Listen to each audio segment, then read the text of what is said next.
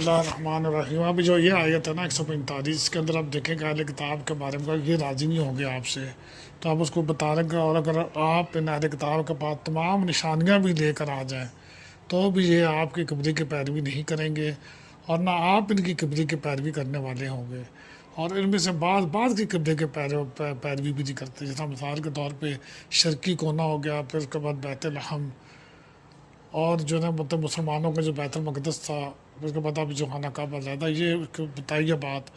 اور اگر تم باوجود اس کے کہ تمہارے پاس وہی اللہ تعالیٰ کی آ چکی ہے، سمجھ آ چکی ہے، ان کی خواہشوں کے پیچھے چلیں گے تو ظالموں میں داخل ہو جائیں گے یا ظالم ہو جائیں گے.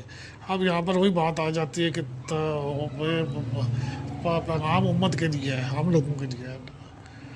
نبی جو ہوتے ہیں انبیاء علیہ السلام تو معصوم ہوتے ہیں، اور ان چیزوں سے اللہ تعالیٰ نے ان کو بلند رکھا، منزہ کیا ہوا ہے ان چیزوں سے، ان خاطر ان چیزوں سے جس کے اندر احکام شریعت ہو، کیونکہ اللہ تعالیٰ کی حفاظت کرتے ہیں.